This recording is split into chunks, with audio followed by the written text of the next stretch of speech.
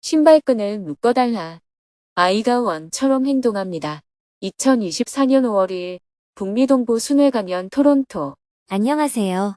오늘은 2024년 범인 스님의 해외 순회 강연 중 네 번째 강연이 캐나다 최대 도시인 토론토에서 열리는 날입니다. 스님은 새벽 기도와 명상을 마친 후 토론토행 비행기를 타기 위해 5시 30분에 뉴욕 라과디아 공항으로 향했습니다. 작년에 허리케인의 북상으로 비행기가 결항되어 하마터면 강연을 하지 못할 뻔했던 기억이 떠올랐습니다. 다행히 오늘은 아무런 사고 없이 무사히 출국 수속을 마쳤습니다. 탑승구 앞에서 업무를 보다가 오전 8시에 토론토행 비행기에 탑승했습니다. 약 1시간을 비행한 후 현지 시간으로 9시 10분에 토론토 공항에 도착했습니다. 일행 중에 여권을 분실한 사람이 생겨서 입국 수속을 하는 데에 1시간이 걸려 공항을 나왔습니다. 토론토 공항에는 정토회 회원인 장영원님이 스님 일행을 반갑게 환영해 주었습니다. 인사를 나눈 후 차에 짐을 싣고 오늘 머물 숙소인 장영원님의 댁으로 향했습니다. 토론토의 날씨는 아주 화창했습니다. 숙소에 도착한 후 점심 식사를 하고 12시부터 토론토 정토회 회원들과 만남의 시간을 가졌습니다. 토론토 인근에 거주하는 정토회 해외지부와 국제지부 회원들이 모두 한 자리에 모였습니다. 작년에도 토론토에서 강연을 했지만 급히 강연만 하고 떠났었습니다. 오늘은 회원들의 간곡한 요청으로 다시 자리를 마련했습니다. 온라인으로 불교대학, 경전대학을 졸업하고 회원이 된 분들이 많았습니다. 반갑습니다. 온라인으로만 공부하다가 오프라인 봉사활동에 참여해보니 어때요? 정말 좋습니다. 스님을 직접 뵙는 것만으로도 수행의 동력이 생깁니다. 그렇게 말씀해 주셔서 감사합니다. 먼저 한국에서 온 활동가를 소개하고 각자 이름, 소속, 소임을 소개했습니다. 소속을 헷갈려하는 회원들이 있자 스님이 정토회 구조에 대해서 전체적으로 설명해 주었습니다. 설명을 마치고 질문을 받았습니다. 자, 묻고 싶은 게 있으면 물어보세요. 회원들은 정토회에 대해 궁금한 점을 자유롭게 물었습니다. 다양한 질문들이 쏟아졌습니다. 그중 한 명은 지구 환경을 생각하면 소박하게 살아야 하는데 환경이 오염될수록 돈이 점점 더 필요해지는 것 같다며 고민을 이야기했습니다. 환경오염을 대비해서 돈을 모아 놓아야 하는 걸까요? 소박한 삶을 살고 싶습니다. 하지만 모아놓은 돈도 얼마 없습니다. 그런데 환경이 자꾸 오염되다 보니 물도 사서 먹어야 하고 공기청정기도 사야 하는 상황이 되어가고 있습니다. 나중에는 돈이 없으면 생존이 어려워지는 상황이 될 것 같아요. 그럴 때는 그냥 죽어야 할까요? 아니면 돈을 미리 모아놓아야 할까요? 지구 환경을 생각하면 죽는 게 제일 낫죠. 한 명이라도 없으면 CO2 가스가 덜 배출되니까요. 하지만 그렇게 너무 극단적으로 생각을 하지 않는 게 좋아요. 캐나다, 미국, 한국과 같은 나라의 수준에서는 돈이 없어서 죽는 경우는 없습니다. 예를 들어 수돗물을 먹지 못하고 물을 사서 먹어야 하는 상황이라면 캐나다에서는 물을 구입할 수 있는 삶의 조건은 최소한 갖추고 있다는 거죠. 물을 사서 먹지 않고 수돗물에 필터를 달아서 먹는 문화가 형성이 된다면 필터를 정부가 공급해 주거나 필터 정도는 개개인이 살 수 있는 형편이 됩니다. 지금 우리 사회에서 아무리 가난한 사람도 핸드폰을 사용하는 것과 같습니다. 그래서 질문자의 경우는 본인이 너무 지나치게 예민하다 보니 생긴 고민이라고 볼 수 있습니다. 너무 걱정할 필요가 없어요. 만약 인도에서 가난한 집에 태어난 사람이라면 공기와 물이 갑자기 나빠질 때 공기청정기를 살 돈이 없거나 물을 사서 먹을 돈이 없어서 생존의 위협이 될 수가 있습니다. 그러나 현재 인류의 문명은 갑자기 공기가 나빠져서 대량으로 사망하는 일이 생길 경우 응급치료를 할 수 있는 대응력은 갖고 있습니다. 물론 완벽한 대응은 할 수 없어요. 코로나 팬데믹이 생겼을 때도 백신을 개발하여 응급 대응을 했지만 그에 따른 부작용이 계속 생겨나고 있잖아요. 어떤 것이든 새로운 시도를 할 때는 부작용이 생기기 마련입니다. 신약을 복용하면 한 가지 부분은 치료가 되지만 다른 부분이 나중에 고장날 수가 있어요. 시간이 흐르면 다른 부분에서 문제가 발생하기 때문에 신약은 치료용으로만 먹어야지 너무 많이 복용해서는 안 되는 겁니다. 우리 몸의 면역력을 키워서 대응하지 않는 이상 부작용은 늘 생길 수밖에 없습니다. 그럼에도 불구하고 현대 과학은 응급 치료를 해내는 기술은 갖고 있습니다. 그래서 기본적으로는 우려를 갖고 대응을 해나가야 하지만 질문자가 생각하듯이 극단적으로 생각할 필요는 없어요. 돈을 벌고 싶으면 그냥 벌면 되지 환경 위기를 핑계로 돈을 벌 필요는 없습니다. 요즘은 공기청정기도 사야 하나 고민이 되거든요. 캐나다는 아직 공기청정기를 살 정도는 아니지 않아요? 미래를 대비하려면 필요할 것 같아요. 환경 위기가 언제쯤 올 것이라고 말하기 어려운 이유는 환경 위기의 특성이 임계점을 넘어가면 시간을 논할 수 없기 때문입니다. 점점 나빠지는 것이 아니라 순식간에 찾아올 수도 있는 것이 환경 위기입니다. 당장 공기가 나빠져서 숨을 쉬지 못하거나 당장 물이 오염되어 물을 못 먹거나 이런 경우보다는 자연재해가 훨씬 더 크게 일어날 겁니다. 갑자기 기온이 50도 이상 올라간다든지 산불이 대량으로 난다든지 갑자기 비가 엄청나게 쏟아져서 건물이 다 떠내려간다든지 이런 식의 자연재해가 먼저 올 거예요. 그러면 공기와 물의 오염은 부차적일 수가 있습니다. 북극을 중심으로 돌고 있는 제트 기류가 지금 냉기를 잡아놓고 있는데 기후변화로 인해서 점점 불안정해지다 보니까 냉기가 남쪽을 밀려 내려오면 폭한이 발생하고 북쪽으로 올라가면 갑자기 1월에도 20도 이상 올라가는 일이 발생하는 겁니다. 환경운동이라는 것이 과잉 소비를 하지 말자는 것이지 아예 소비를 멈추고 거지처럼 살자는 것은 아닙니다. 그냥 평소 입는 옷을 입으면 되지 더 예쁜 옷과 더 비싼 옷을 자꾸 구매하는 것은 지양하자는 거예요. 소비 중독에 빠지게 되면 첫째, 개인이 늘 헐떡거려야 하고 둘째, 다른 사람과 늘 경쟁해야 하고 셋째, 기후변화를 자꾸 악화시킵니다. 선진국들은 이 정도 선에서 소비를 멈추고 적절하게 여유를 갖고 사는 삶으로 전환해야 합니다. 그러나 아직도 밥을 굶는 사람들이 많은 개발도상국에서는 조금 더 소비가 늘어날 필요가 있습니다. 제가 부탄에서 하위 20%에 해당하는 빈곤층을 방문해보면 생활 환경이 아직도 많이 개선되어야 합니다. 얼마 전에 제가 부탄에서 가난한 집을 하나 선정해서 내부를 고쳐주는 일을 했는데 돈이 50만 원밖에 안 들었어요. 집을 고쳐주고 나서 집주인에게 무엇이 더 필요하냐고 물어보니까 행복합니다. 더 필요한 게 없습니다. 하고 대답했어요. 물론 시간이 지나면 더 필요한 게 생기겠죠. 그러나 지금은 너무 만족했어요. 그러니 내가 가진 50만 원을 더 좋은 옷을 구입하는 데 사용하는 것보다는 한 가족의 삶을 향상시켜주는 게 더 보람이 있지 않나요? 이런 생각 때문에 제가 부탄에서 여러 가지 활동을 하고 있는 겁니다. 환경 위기가 큰 문제이기는 하지만 질문자처럼 너무 극단적으로 생각하는 것은 우리에게 다시 강박관념을 주어서 심리를 불안하게 만드는 요인이 될 수가 있습니다. 너무 무감각해도 안 되지만 너무 민감하게 반응하는 것도 바람직하지 않습니다. 앞으로 환경 위기가 와서 정말로 돈이 없어 공기청정기와 정수기를 살 수 없으면 제가 하나 사서 줄게요. 계속해서 질문들이 이어졌습니다. 정토회는 왜 국제지부와 해외지부로 나뉘어져 있나요? 정토회는 여자 회원의 비율이 훨씬 높습니다. 왜 정토회에는 남자 회원이 적을까요? 해외에서 일요일 법회가 없어지고 수요일 저녁 법회만 하니까 직장 다니면서 법회를 듣기가 부담스럽습니다.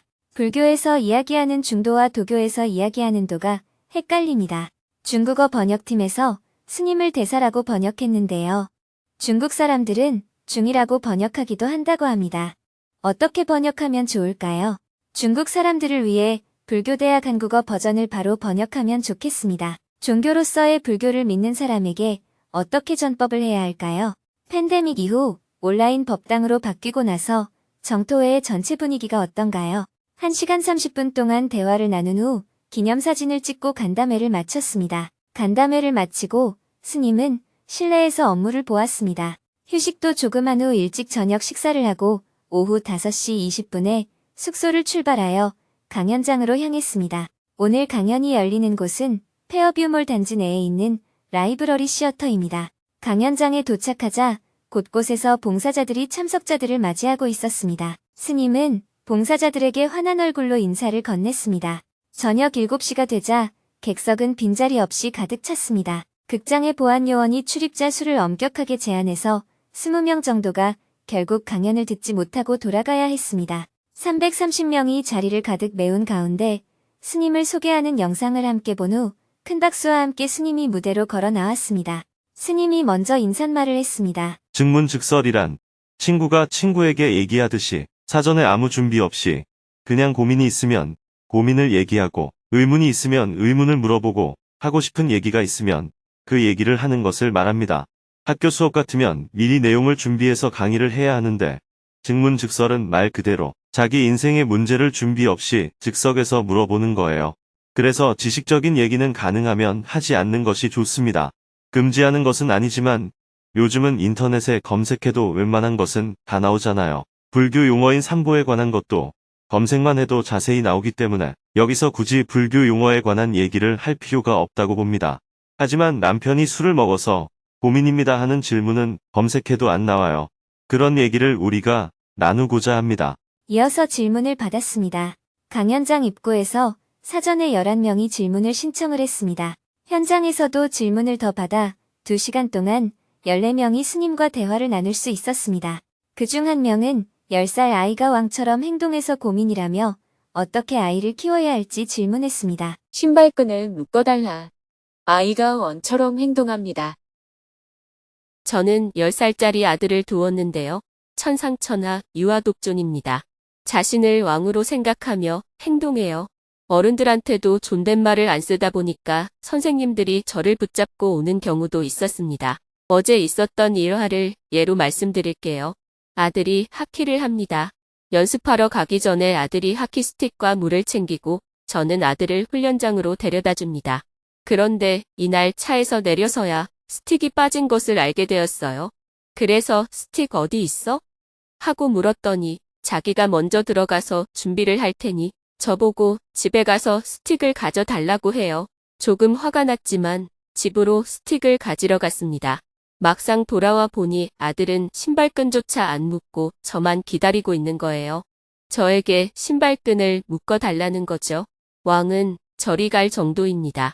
그리고는 요구르트가 왜 이렇게 끈적끈적해? 라고 말하는 거예요. 화가 확 올라왔습니다. 스님의 법문을 찾아보면 20살까지는 엄마가 끼고 키워야 된다고 하셨는데 제가 아들을 이렇게 키우는 게 맞는 건지 고민입니다. 남편은 아이를 보딩스쿨에 보내서 자립심을 키우자고 하는데 그건 아이를 요양원에 갖다 버리는 것 같은 죄책감이 듭니다. 어느 선택이 아들을 위해서 좋은 걸까요? 그 아이를 누가 낳았어요? 제가 낳았어요. 누가 키웠어요?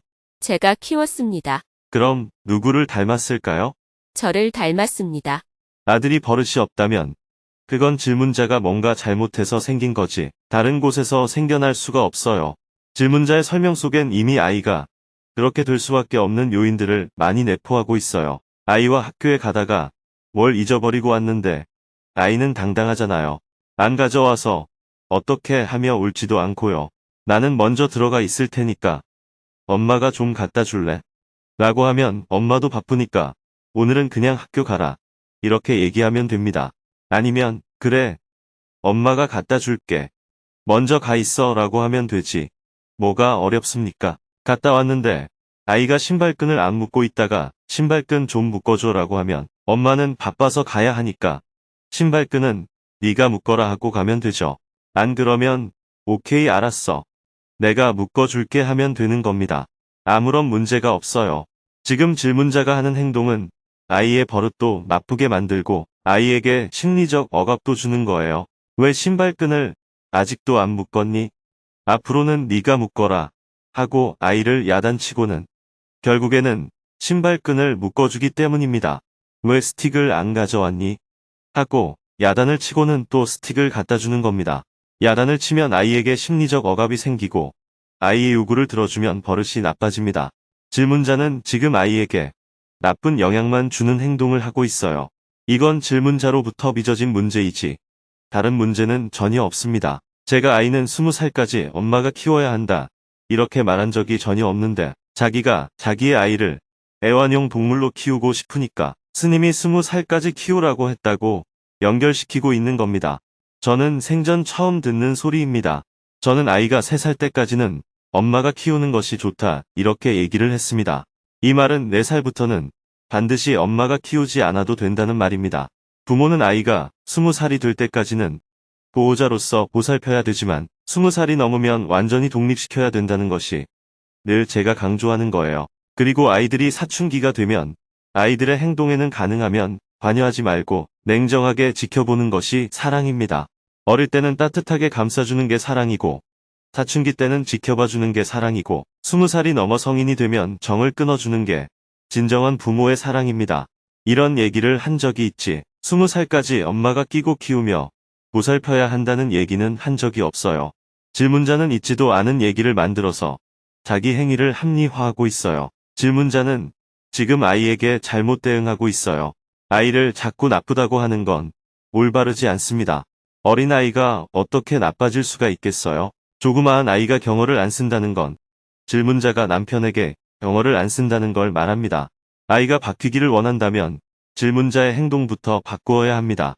남편이 질문자에게 구두도 네가 신겨라, 옷도 네가 입혀라 이렇게 뭐든지 요구를 했든 아니면 질문자가 남편에게 작은 일까지 여보, 이거 해주세요 하고 요구를 했든 어쨌든 둘 중에 하나가 상대에게 일방적으로 요구를 하는 그런 분위기 속에 아이가 자랐기 때문에 아이도 이거 해주세요, 저거 해주세요 하는 문제가 발생하는 겁니다. 아이는 자기가 보지도 듣지도 않는 행동을 할 수가 없어요. 마치 컴퓨터에 입력시키지 않은 자료가 컴퓨터에서 나올 수가 없는 것과 똑같습니다. 자꾸 아이를 어떻게 하려고 하지 말고 질문자가 반성하고 행위를 고쳐야 합니다. 아이가 스스로 신발끈을 묶어야 한다고 생각한다면 신발끈은 엄마가 매주기 싫다, 네가 매라 이렇게 말하는 게 아니라 아이가 울든 죽는다고 하든 악을 쓰든 엄마는 바쁘다, 오늘은 네가 신발끈을 맸으면 좋겠다 하고 가버리면 됩니다. 아이가 학교를 가든 안 가든 너무 신경 쓰면 안 됩니다.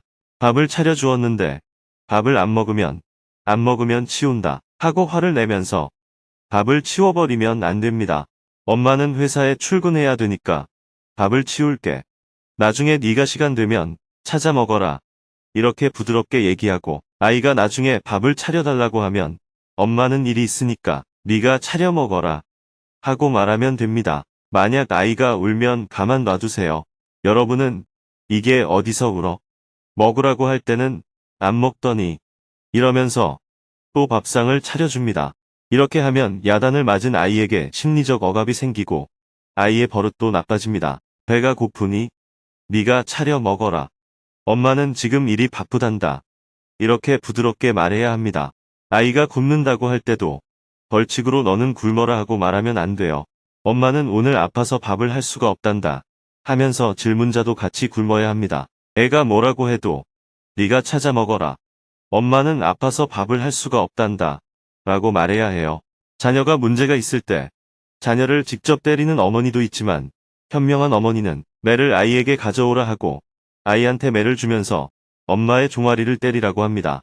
엄마가 너에게 모범이 못 됐기 때문에 너에게 이런 일이 벌어졌으니 엄마의 잘못이다. 그러니 네가 엄마의 종아리를 때려라. 이렇게 말할 때 아이가 감동을 해서 변화가 오는 거예요. 이놈, 누가 그리 가르쳤니?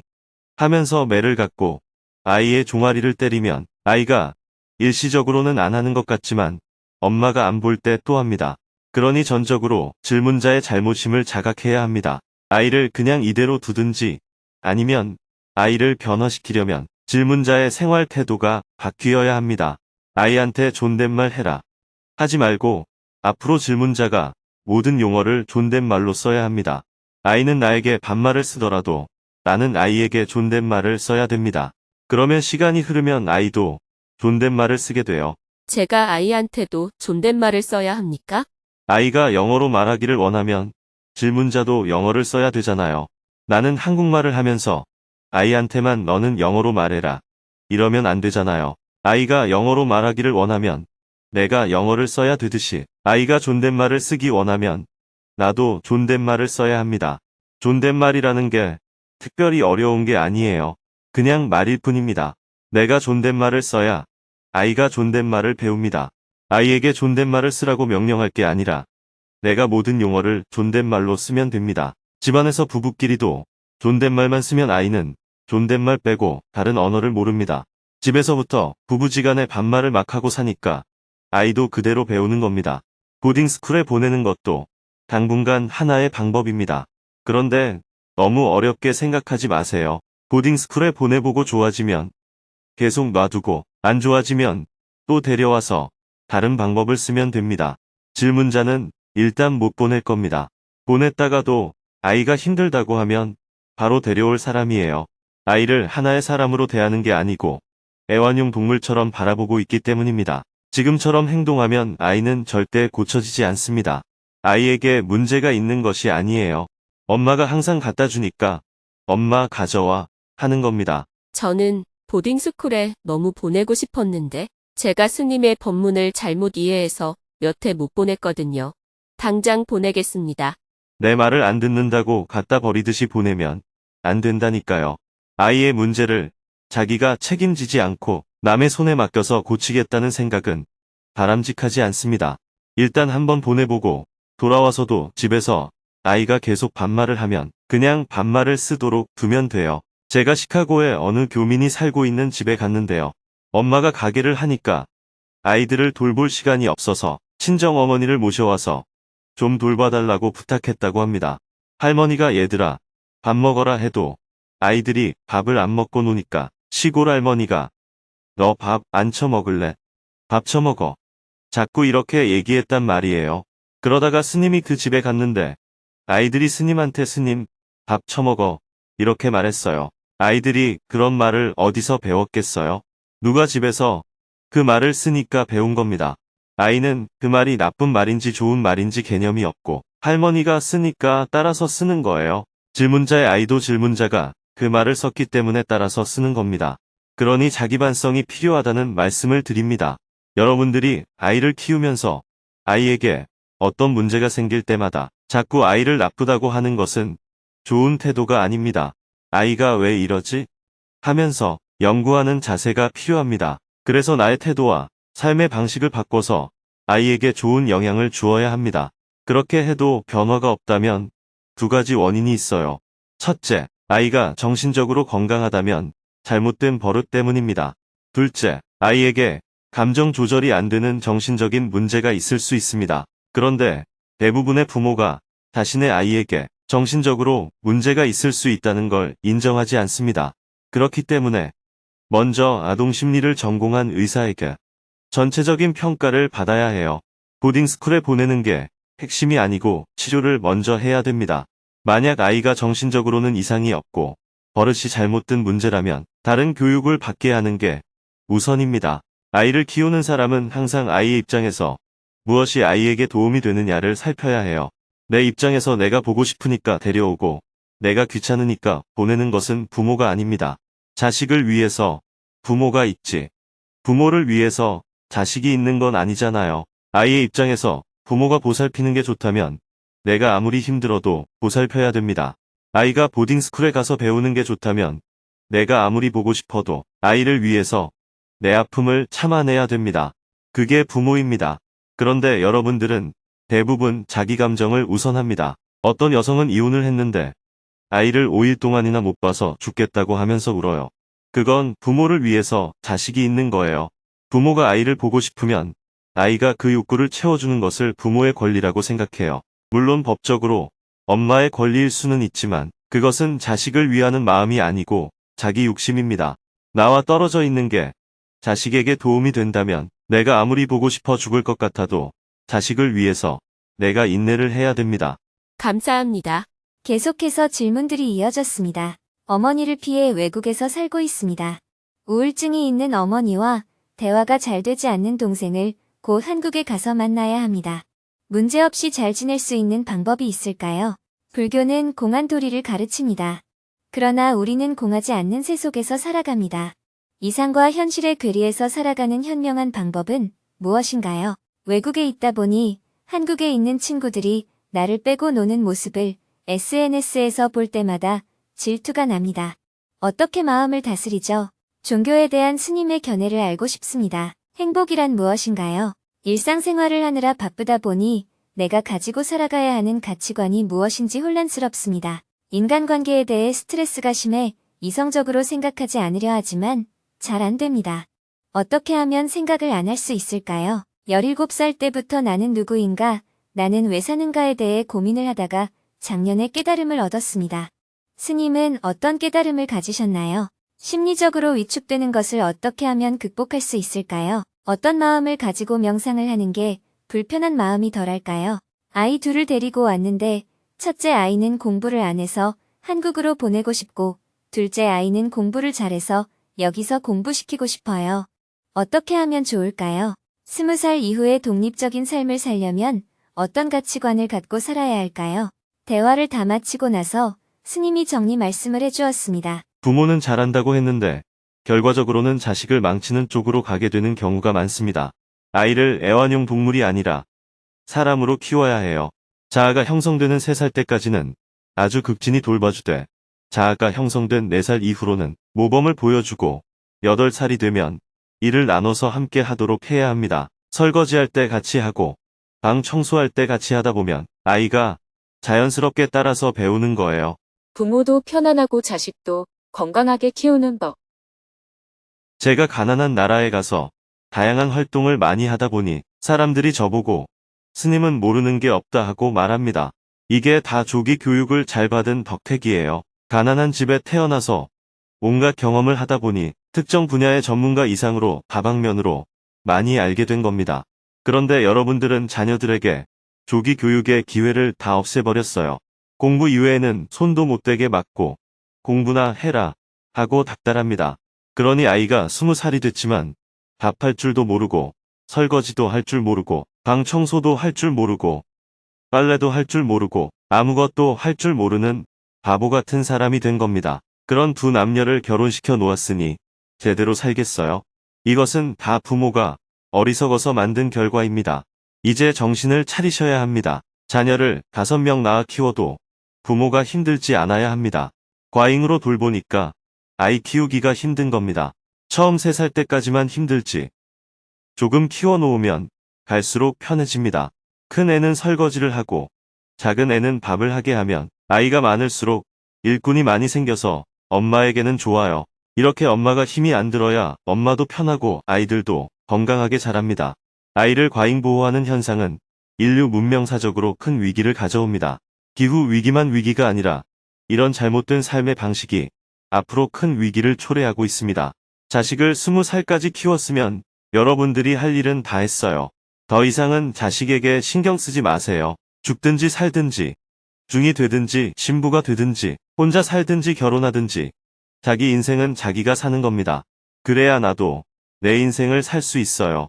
여성들은 남의 남자가 될 아들한테 너무 신경 쓰지 마세요. 내 남자에게 더욱 신경을 쓰는 게 중요해요. 내 남자는 팽개치고 자꾸 남의 남자를 챙기면 어느덧 나이가 들었을 때 다른 여자가 챙겨가 버려요. 그런 바보 같은 짓은 이제 그만하세요. 그리고 남자들도 마찬가지입니다. 여자가 남자보다 평균적으로 10년을 더 살거든요. 만약 아내가 죽고 남자 혼자 살게 되면 재벌 부자가 아닌 이상은 인생이 초라하기를 이루 말할 수가 없습니다. 아내처럼 자신을 돌봐줄 사람은 이 세상에 아무도 없습니다. 아무리 효자라도 자식은 부모를 배우자처럼 돌봐주지 않습니다. 그러니 자기 부인이 귀한 줄 알고 잘 챙겨야 해요. 재산을 자식한테 주려고 하는 태도는 여러분들의 노후 인생의 불행을 자처하는 거예요. 이런 이치를 알아서 지혜롭게 인생을 살아가시기를 바랍니다. 큰 박수와 함께 강연을 마쳤습니다. 곧바로 무대 위에서 책 사인회를 시작했습니다. 스님은 참가자 한 명 한 명과 눈을 맞추며 인사를 했습니다. 강연이 무사히 끝나자 봉사자들의 얼굴도 환하게 밝아져 있었습니다. 다 함께 기념사진을 찍은 후 스님이 봉사자들을 다시 한번 격려했습니다. 감사합니다. 다들 수고했어요. 저는 내일 새벽에 생방송도 있고 몸 상태가 좋지 않아서 먼저 들어갈게요. 묘덕법사, 법회법사님과 나누기 잘하세요. 네, 고맙습니다, 스님. 강연장을 나와 숙소로 향했습니다. 밤 10시 30분에 숙소에 도착하여 오늘 일정을 마쳤습니다. 내일은 새벽 기도를 마치고 6시 30분에 금요 즉문즉설 생방송을 한 후 비행기를 타고 다시 미국 달라스로 이동하여 외국인들을 위해 영어 통역으로 즉문즉설 강연을 할 예정입니다.